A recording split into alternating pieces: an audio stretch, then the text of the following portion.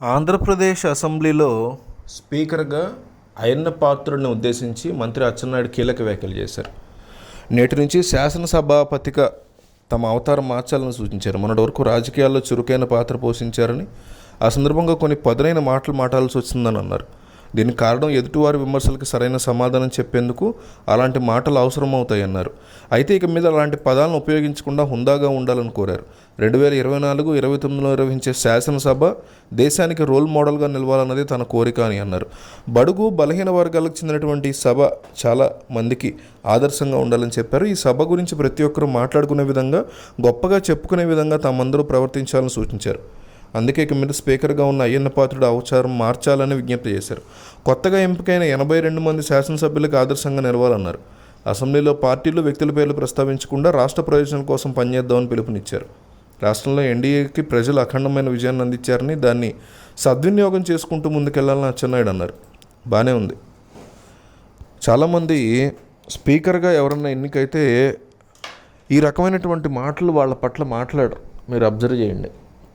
గతంలో కోడెల కావచ్చు, ఆ తర్వాత తమ్మినేని కావచ్చు, ఏ పార్టీకి చెందినటువంటి స్పీకర్ అయినా బాలయోగి లాంటి గొప్ప గొప్ప వ్యక్తులు స్పీకర్లుగా పనిచేసినటువంటి పొజిషన్ ఆంధ్రప్రదేశ్, తెలంగాణ ఉమ్మడి రాష్ట్రంగా ఉన్నప్పుడు. అట్లాంటి పొజిషన్లో అయ్యన్న పాత్రుడు లాంటి వాళ్ళని కూర్చోబెట్టడం నేను అసలు పర్సనల్గా యాక్సెప్ట్ చేయలేను. అది ఏ పార్టీకి చెందినవాడు అయినా, ఇదే వ్యక్తి వైసీపీ వ్యక్తి అయినా ఇదే మాట అంటాను నేను. ఎందుకంటే అయ్యన్న పాత్రుడు నోటి దురుసు కూడా కాదు, అసలు అబ్యూజివ్ లాంగ్వేజ్ వాడతారు ఆయన. సరైనటువంటి లాంగ్వేజ్ కాదు అది. సో అట్లాంటి వాళ్ళని తీసుకొచ్చి ఇక్కడ పెట్టడం అనేది పవన్ కళ్యాణ్ కవరింగ్, అచ్చెన్నాయుడు కవరింగ్ బాగుంది. ఏం కవర్ చేస్తున్నారంటే, క్లాస్లో అల్లరి చేసేవాడిని పట్టుకొచ్చి టీచరు క్లాస్ లీడర్ చేస్తుందంట.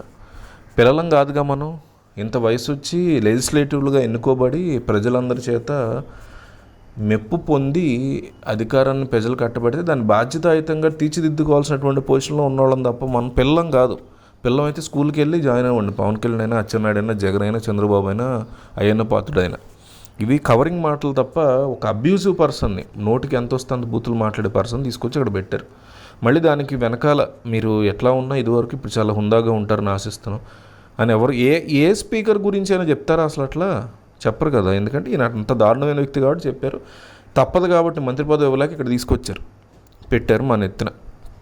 సరే, అయితే ఒకటి మాత్రం మనం అర్థం చేసుకోవాల్సింది ఏంటంటే, సరే మొత్తం మీద ఆయన కాస్త తేడా పరుస్తుందని ఇండైరెక్ట్గా మాట దూరుస్తుంటుందని మీరే ఒప్పుకున్నారు, అసెంబ్లీ సాక్షిగా ఒప్పుకున్నారు. మరి ఈ స్పీకర్ పొజిషన్ ఇవ్వడానికి కరెక్ట్గా 48 గంటల ముందే ఆయన పచ్చి బూతులు తిట్టాడు రోడ్డు మీద ఎవరినో అధికారులని. దానికి క్షమాపణ చెప్పించాలిగా వాళ్ళకి. స్పీకర్ పొజిషన్లో ఎక్కించే ముందైనా ఒక మీడియా ప్రెస్ మీట్ పెట్టి క్షమాపణ చెప్పించాలిగా.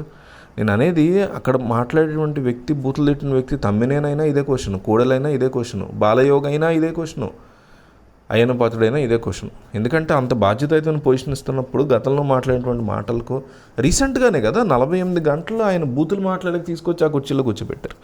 ఎంత దారుణమైనటువంటి తప్పు అది. అంటే అకౌంటబిలిటీ లేకపోవడం రాజకీయాల్లో. నాయకులు అధికారంలోకి వచ్చాక ఏదైనా మాట్లాడచ్చు, ఏమైనా చేయొచ్చు. గతంలో కూడా తమ్మినేని అనేక తప్పుడు మాటలు మాట్లాడారు. ప్రజలు ఆయనకి శిక్ష ఇచ్చారు.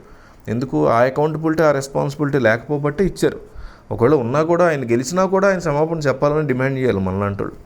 సో జగన్మోహన్ రెడ్డికి అనుకూలంగా ఇక్కడ కూటమి ఎట్లా దిగొచ్చిందంటే ఈ రకంగా అనమాట. జగన్ని పచ్చిబూతులు పెట్టినటువంటి వ్యక్తిని గద్దెనెక్కిస్తున్నారు ఏంటి అని ప్రశ్నిస్తున్నారు కాబట్టి ప్రజలు కానీ, వైసీపీ వాళ్ళు కానీ దిగొచ్చి ఆయన కాస్త తేడా మనిషే సరి చేసుకుంటాడులే అని ఇండైరెక్ట్గా ఓపెన్గానే అసెంబ్లీ సాక్షిగానే చెప్తున్నారు. స్పీకర్ ఒళ్ళ దగ్గర పెట్టుకుని ఉండాలని. ఎక్కడ ఉందా అసలు ఇది?